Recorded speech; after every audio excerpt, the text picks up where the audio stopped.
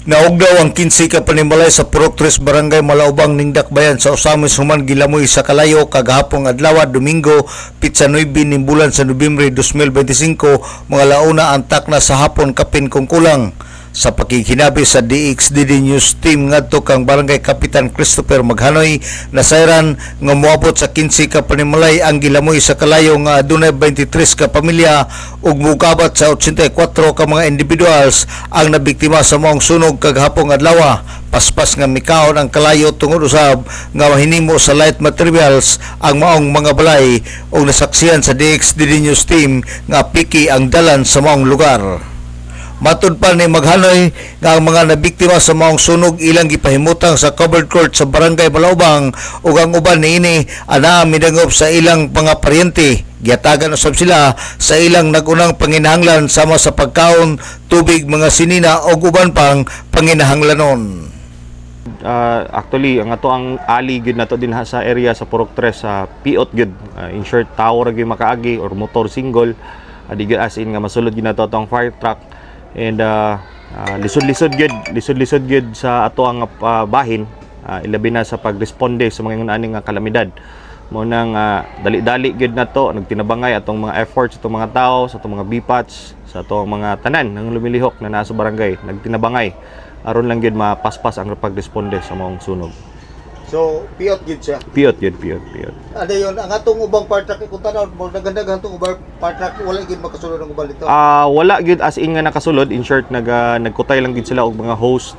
Natay mga part track na naa sa portion sa ibabaw dito sa dalan sa Barangay Malaubang sa may ibabaw, dito sa may Carmelite Dapit sa unahan. And napoy part track diri sa likod sa atong boulevard. So in short, gitabangan gid ubay-ubay na mga fire trucks ang nang response atong maong sunog karon diri sa Barangay Malaubang. Ang ato ang barangay ato na nang atong gitagaan og direktiba ang ato ang mga staff, ato mga barangay officials pag-validate, paghatag og mando kanila labi na sa mga individual nga wala jud sila kapuy-an ato kaning gi-open para sa publiko para nila and para at least na sila temporaryong ka-shelter. And sa katong mga individual pod nga nara poy mga parente kaliwat ra pod nila naapod sila nara poy kapuy-an sa ilahang silingan ra pod nga duol ra pod nila nga pamilya. Pero for the meantime katong wala gyud is atong gi-offer ang atong barangay hall. Doon na tayo initial nga mga tabang kap? Sa pagkakaroon nag-coordinate ng ato ang CSWD through sa atong Mayor Attorney Sam Norman Fuentes. And I know napoy ning duol po nato na mga private individuals si City Councilor Saulo Salvador naghatag na po siya mga initial na mga instructions sa ato and of course ang ato ang barangay mag-meeting mi karon sa ato ang council para unsa pod atong mahatag na mga angay panginahanglanon pa nila kay ato pa sang i-consultation sa nato sila kay lisod pod og taka-taka lang tagpanghatag which is ang major gid nga kinahanglanon nila is ang pagkaon man. So na naman gyud na basic naman gyud nga mahatag nato kung unsa pa ganing atong ma-assist para paligid nila at least makapuyo sila nga hamugaway or unsa ba ka ang atong mahatag nila kay tapot lawas ra gyud kasagaran sa nasunugan karon. Si Malaubang Barangay Kapitan Christopher Maghanoy. Siglay sa Intia ang nakasaksi sa pagsugod sa maong sunog. Yang gisaysay nga samtang siya nagsilpon niadtong higayuna ug yang nakita nga dunay aso ug iya kining gigawas og didto sa kwarto sa tag-iya sa panimulay nga iyang giabangan nagsugod ang kalayo wapod say nakita nga naglungag sa kusina. Nagsilpon ko sir. Dayon. Nagsilpon ko sir, gahigda ko akong duha ka anak na nga tulog. Nakita na ko sa gawas sa among balkon nga nagbaga ang aso.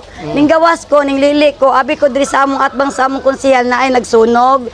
So wala man ko nakita sir, ning lahos ko dito padulong sa kusina sa tag-iya sa among giabangan. Walay nagluto didto. Pag tuyok na ko, walay tawo, dito na ako nakita ang kwarto ni Lola Polonia nga ning dilaab jud ang kalayo. Si Iglesia Intia usa sa nasunugan samtang gisaysay ni Luspo Siguaan nga iyang nakita ang kalayo sa kwarto sa panimulay ni Lola Polonia Discalyar nga dako nakaayo nga didto nagsugod sa kisami ug tungod sa kapaspas sa kalayo wa na sila napunit pa sa ilang mga butang. Sa kisami. Wala mga sulod to. Kisami sa kwarto. Nakita nimo ang kalayo. Ako mo tong gikat. Ako tang sakit nila sa silingan niya. Sunog, ako gidalig ato. Kaya abi na kung matabang pa, pag-anan ako sa kwarto sa tigulang, dilaab naman. Naa niya ang tagya tigulang. Naagahanga, di sa naunsa naman na. Ay, may mo kay gaan, ang kalayo, di naman ka ba? Wapon siya kadungag. Wala, malungan, wala mas kwarto ka una, wala mas sa kusina. Ay, mo ba? Wala mas sa kisame. Dito sa wiring to. Posible. Wiring mo dito. Oh, posible. Pero dito sa kusina, may mga nga, nahin na pasagdan. Wala man, tuwa man sa kisame. Sa kwarto man. Okay. Okay, usay nakuha mo sir, nadala nimo. Kuhan na yan.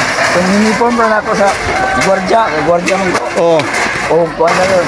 Kung isa na ka, sige na sa akong message na, isa ka box na, mura yun. Pura mga credential na mo sa akong mga anak sa Gasmila, akong anak sa inyo, college, huwag nakuha.